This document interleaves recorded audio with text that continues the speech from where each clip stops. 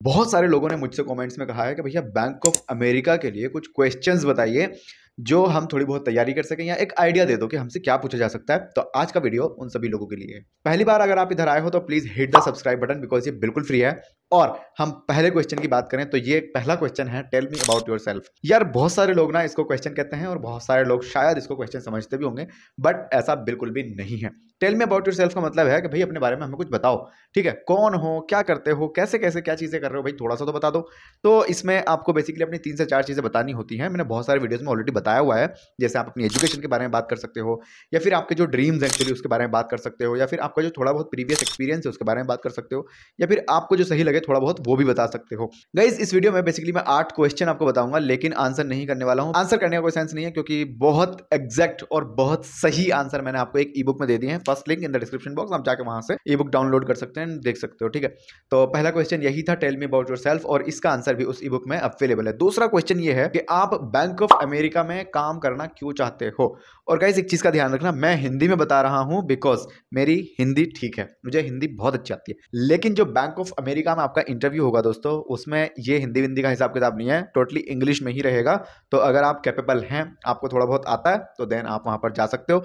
बाकी ऐसा नहीं है कि आप नहीं जा सकते, आपको इंग्लिश सीखनी पड़ेगी, उसके बाद आप जा सकते हो। इंग्लिश यहाँ पर मस्ट है बिकॉज अमेरिका में जो लैंग्वेज यूज होती है या जो बाहर के देशों में लैंग्वेज ज्यादा यूज होती है वो कहीं ना कहीं इंग्लिश है। इसी के साथ क्वेश्चन नंबर 2 हमारे पास है कि आप बैंक ऑफ अमेरिका में क्यों काम करना चाहते हो। तो आपको इस बात का पता होना जरूरी है और आपके पास इसका एक सॉलिड आंसर होना जरूरी है कि मुझे बैंक ऑफ अमेरिका में जॉब क्यों करनी है या इसका क्या रीजन है। इसी के साथ क्वेश्चन नंबर 3 कि आप बैंक ऑफ अमेरिका के बारे में क्या जानते हैं और कितना जानते हैं।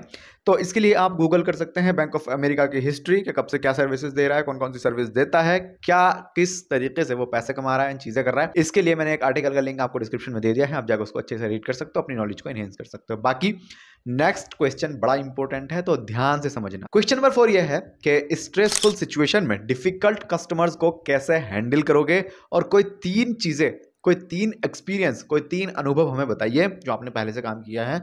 इस बात का ध्यान रखना, इंग्लिश टू इंग्लिश ये कन्वर्सेशन होने वाली है। ठीक है, तो अच्छी अंग्रेजी के लिए आप बहुत सारी चीजें हैं जो कर सकते हो।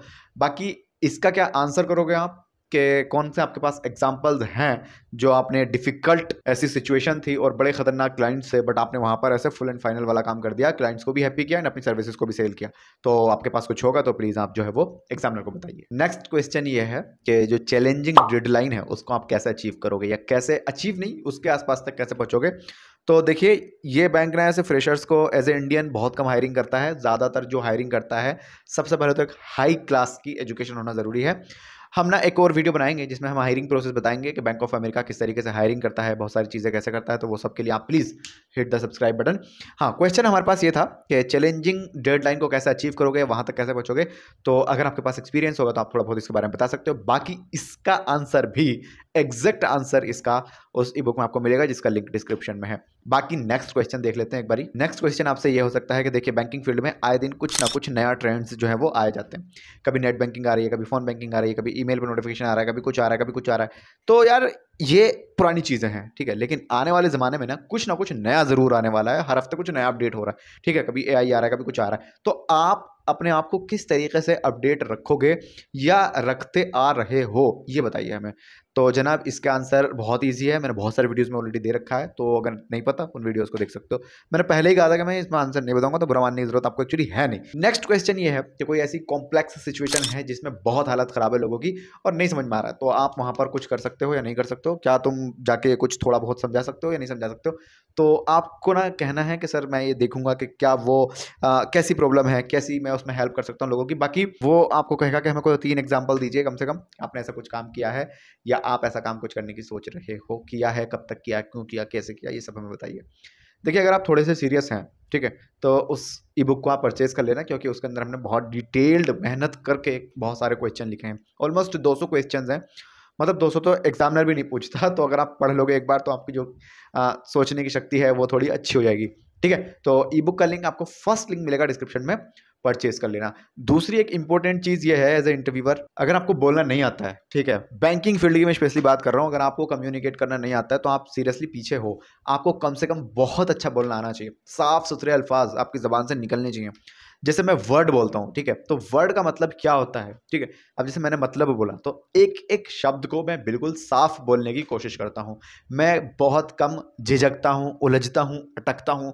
आपको भी अगर ऐसी कम्युनिकेशन स्किल्स बनानी है खुद की, ठीक है, आपको नहीं समझ आ रहा है कि कहाँ से सीखे, क्या करें, तो प्लीज़ आप हमारी बुक परचेज करो। उसके अंदर मैंने तरीके बताए हैं।